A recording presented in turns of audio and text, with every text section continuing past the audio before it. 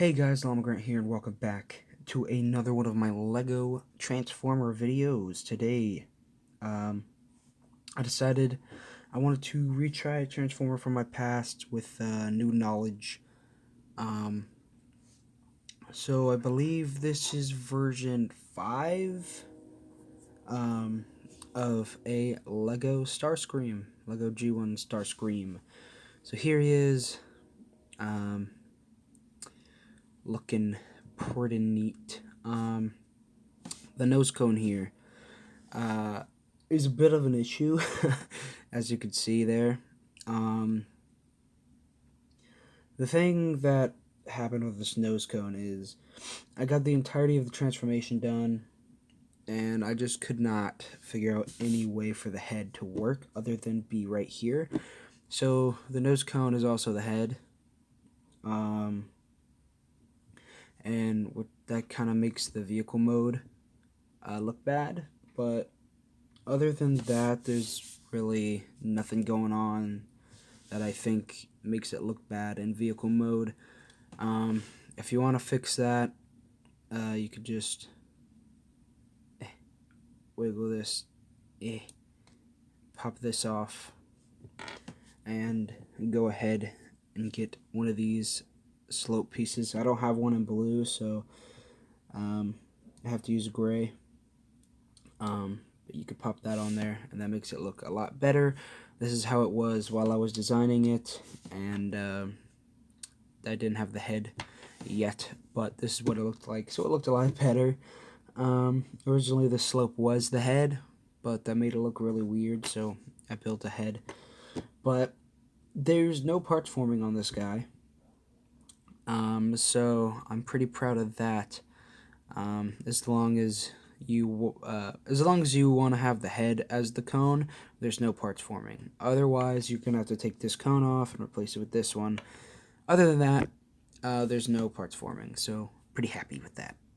I do have a bit of a side note before I get into transformation, and that is that since this guy is made out of Legos, there is some stuff that it's not parts forming, but it will most likely fall off because Lego connections have trouble being sturdy most of the time. One that will probably happen is the wings. They'll just fall off because it's just a one stud connection. But other than that, it should be mostly stable. Okay, for the first thing that you're going to want to do for this LEGO Starscream transformation is the legs. Now, if you guys do want to see a how to build video of this guy, I'd be glad to do it. It's not really a hard build at all, and it's actually pretty simple, so I'd feel pretty comfortable doing that because I don't really want to take this guy apart either. But first step for the legs, these do sort of droop slightly, which is a bit unfortunate, but that does help with the transformation because now you have an opening spot to do this. Go ahead and come to the bottom here. There is this piece. Now, this piece, I guess you could call parts forming. It's not really parts forming. It's not part of the robot in any way. It just goes on to keep it stable. Because without it, it makes the legs a little droopier, and it's a really simple fix. All you have to do is put a gray half pin in there. That's why those are there. But I like to use this piece just for the hell of it. I guess I'll go ahead and show you guys that alternate version if you want to see that. What I mean when I say gray half pin is this little bad boy here. Comes in tons of Technic sets and some not even Technic sets, so it should be pretty easy to come by. And all you would need to do is move that out of the way and just stick that in one of those holes. It does look a little weird, and the leg might fall off. There's 3 holes to choose from. Usually you would want to choose the middle hole because the other 2 holes have studs in them. let me put this back on. Fiddle with this, put that back on. But now, see, now the legs, you just squeeze them together and they're fine.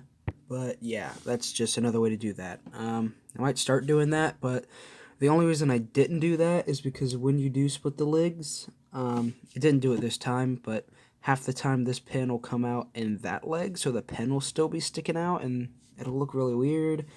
But this is just sort of a better way to do it if you don't want to do that. But yeah, first step is splitting the legs. Next step, you're going to want to take this little wing section here and rotate it this direction. And then you're going to take this wing and you're just going to fold it in like so. And then you're going to rotate it outwards away from this one. And then you're going to do the exact same thing on this side. The only real reason for rotating it outwards away from that is to give clearance for both of them to be able to rotate. Now, this one is a little tighter, so I like to pinch this little area here to make sure it doesn't come apart like it did earlier, but then you can just rotate it around like that, and there you have his legs. So there's that first part. Next part is you're going to bring down this chest here and work on the inside of this. So the first thing you want to do is take this little section here. Wings came off. We'll just set them off to the side. You don't have to, but it becomes a problem after a little bit.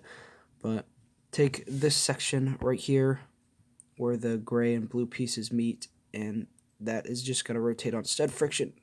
And it's a little hard to turn, but once you get it, it's not really going to fall off or anything. You do that. Then, after that, you're going to take these shoulders and little, oops, the thing came off, but you want to move these hinges up and rotate them a little bit, just so they're above that stud. That doesn't really do much. It just adds a little bit of personality, I feel, to the whole thing, so that's why I do it. But then you're going to want to take these and just bring them down at rest, and those are the arms. Next, there's these sections on the chest, and you're just going to want to rotate them forward, and that gives the iconic sort of seeker, I don't know what those are called, the seeker box chest things. So that's going to be there. Then, for the whole head situation, you'll see we have this. You're going to come around back here. You want to take this nose cone section and rotate it sideways. Then take this black tile and rotate that sideways. Then after all that is done, you're going to rotate the head around. And then you're going to rotate this section here around. And that's pretty much all that is. Then you just bring this down on this double hinge and put it here. Then if you want, you could sort of pull the pin up to have a little bit more of a neck. That's what I always do. And then you just close up this chest piece. Sometimes it's a little fiddly because you gotta sort of pull this out a little bit and then push this in and then collapse it so that it all sort of stays nice and snug. But then you have your starscream here, and the last step before this whole thing popped off would be to just swivel this whole section up, and now you have his wings, and there is a little starscream. He stands really well because the way the feet are built, no problem really standing him up.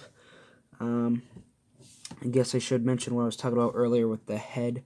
Originally, of course, this wasn't here, so the nose cone, it would have only just rotated around, and that would have been the head.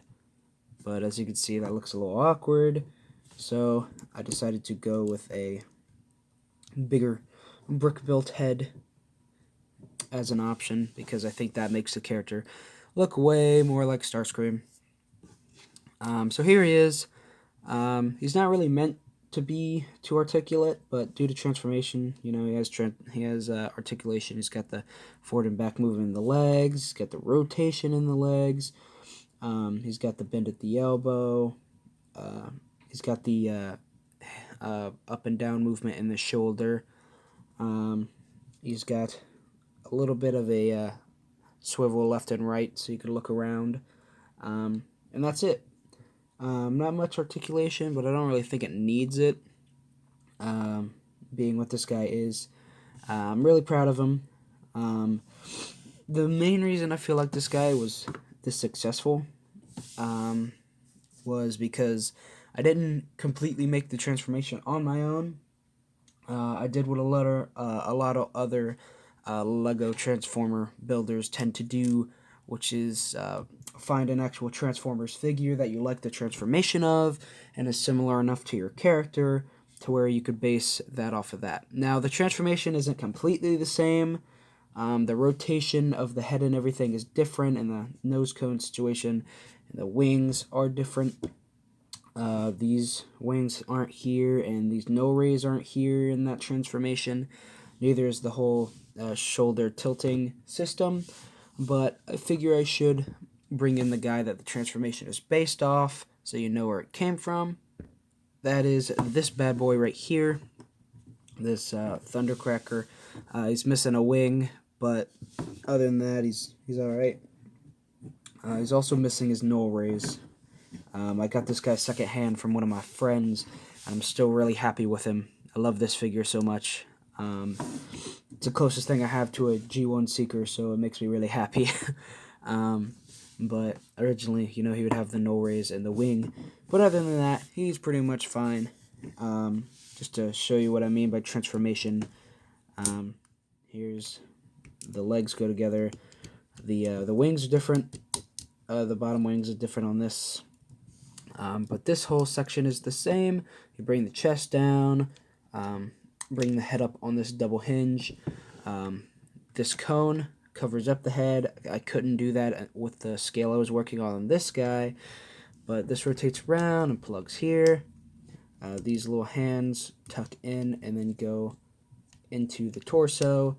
Originally, this guy did that, but due to how everything had to be built, I could no longer have that function in there, so that makes it a little bit more different.